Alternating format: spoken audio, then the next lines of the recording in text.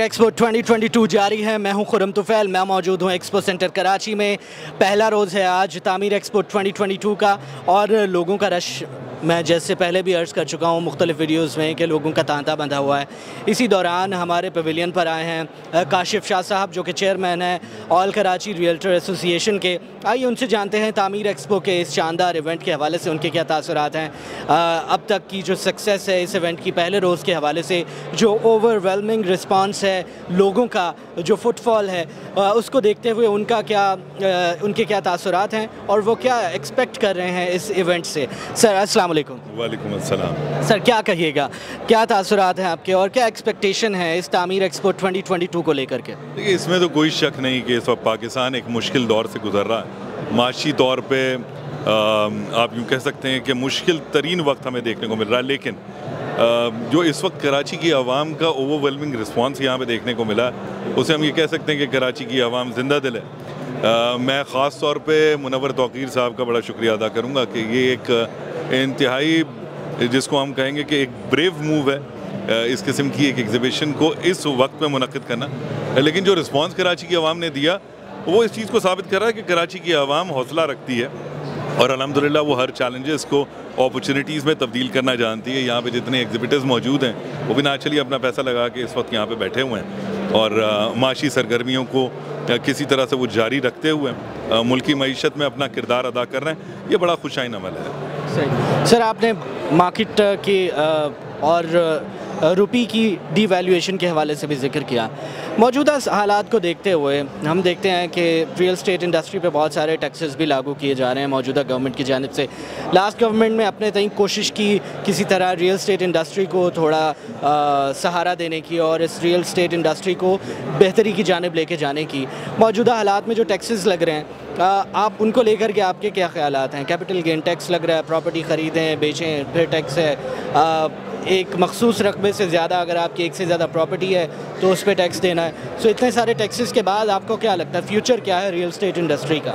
देखिए, अगर एक स्टोरी की सूरत में मैं इसको देखूं, पाकिस्तान में इस वक्त जो रेमिटेंसेज आ रही हैं उसका एक बड़ा पोर्शन इसी प्रॉपर्टी की जानिब इन्वेस्ट किया जाता है। लेकिन अनफॉर्चुनेटली गवर्नमेंट इस वक्त जो ओवरसीज़ इन्वेस्टमेंट आ रही है उसे नॉन फाइलर के तौर पर ट्रीट कर रहा है। यानी एक तरफ हम उनको कह रहे हैं कि आप पाकिस्तान में इन्वेस्टमेंट अगर बेचते हैं तो आपको 5% टैक्स किया जाएगा, जो कि पहले 2% हो रहा था।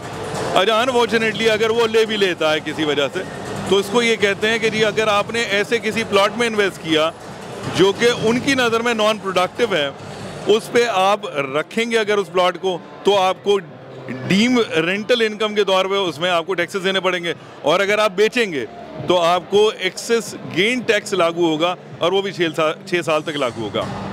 जनरली अगर आप देखें जो बजट स्पीच की गई थी उसमें पहला लफ्ज़ इस्तेमाल किया गया था कि ये नॉन प्रोडक्टिव सेक्टर है और हम इसमें शायद डिस्करेज कर रहे हैं, जो कि मैं ये समझता हूँ कि ये एग्ज़ाम मुल्की मईशत के लिए बिल्कुल काबिल कबूल नहीं है और इसके लिए प्रोडक्टिव नहीं है।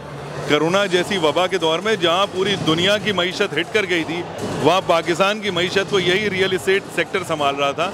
रियल इस्टेट सेक्टर को स्टैंड अलोन सिर्फ इन्वेस्टर की निगाह से नहीं देखना चाहिए। पाकिस्तान में 5 लाख से ज़ायद इस सर्विसेज इंडस्ट्री से ताल्लुक़ रखने वाले लोग मौजूद हैं। वो 5 लाख लोग नहीं है खाली, वो 5 लाख ख़ानदान हैं। जब वो 5 लाख ख़ानदान अपनी कोई एक्टिविटी करते हैं, उसमें चाहे ओवरसीज़ पाकिस्तानी आके इन्वॉल्व हो रहा हो या इनलैंड पाकिस्तानी हो रहा हो, उसके अंदर बहुत सारी मज़ीद एक्टिविटीज़ की गुंजाइश पैदा होती है। आप इंसेंटिवाइज़ करें यहाँ पे पाकिस्तान में इन्वेस्टमेंट को। मैं देखता हूँ दुनिया जहाँ में हम अक्सर देख रहे होते हैं कि एड्स आ रहे होते हैं कि उनके ममालिक में जाके आप इन्वेस्टमेंट करें तो बाकायदा सिटीजनशिप दी जा रही होती है, वहाँ पे उनको पासपोर्ट दिए जा रहे होते हैं और हम शायद अपने पाकिस्तानियों को डिस्करेज कर रहे हैं कि पाकिस्तान में इन्वेस्टमेंट ना लाएं। हुकूमत को ये सोचना चाहिए कि जो ओवरसीज़ पाकिस्तानी बैठा है वो पाकिस्तान में एक्टिव कारोबार नहीं कर सकता, उसको पैसिव कारोबार करने के लिए यही रियल इस्टेट है जिसके अंदर वो इन्वेस्ट करेगा। और जब आपकी रियल इस्टेट में पैसा आएगा, ट्रांजैक्शंस होंगी, हमें तो उन ट्रांजैक्शंस को और मज़ीद बढ़ाने की तरफ जाना चाहिए ताकि सर्कुलेशन ऑफ मनी बढ़े। सर्कुलेशन ऑफ मनी इटसेल्फ पूरी इकॉनमी को चलाने का बायस बनती है, जिसमें रेवेन्यू सिर्फ टैक्सेस की सूरत में नहीं आते बल्कि सर्कुलेशन की सूरत में आपको हर जगह इसके रेवेन्यू का इफ़ेक्ट नज़र आता है। एक इंडस्ट्री चलती है, वहाँ से अच्छी कमाई होती है, वो अखराजात इसी मार्केट में होते हैं दूसरे प्रोडक्ट चलते हैं, सिर्फ अलाइड इंडस्ट्रीज़ की भी बात नहीं है। ये पूरा एक सिस्टम है, इस सिस्टम को डीरेल करना कतई तौर पर पाकिस्तान के मफाद में नहीं है। सर जाते जाते आखिरी सवाल, रेड बॉक्स की एक लंबी जर्नी है, सर्व करता है रियल एस्टेट इंडस्ट्री का मुख्तलिफ प्रोजेक्ट्स की सूरत में।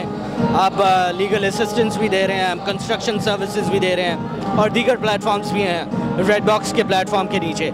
सो इस जर्नी को देखते हुए मैं चाहूँगा कि आप कुछ वर्ड्स अपने तासुरात का इजहार करें रेड बॉक्स के बारे में।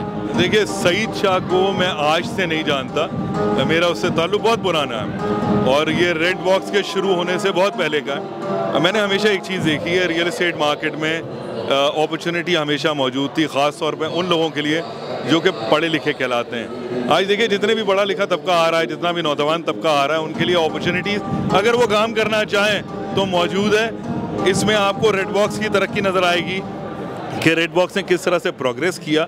उन्होंने टेक्नोलॉजी को इस्तेमाल किया, उन्होंने आज के नॉर्म्स को, आज की जो ज़रूरियात थी उसको मद्देनज़र रखते हुए अपने कारोबार को एक्सपैंड किया और अल्लाह पाक ने उनको इसका सिला दिया।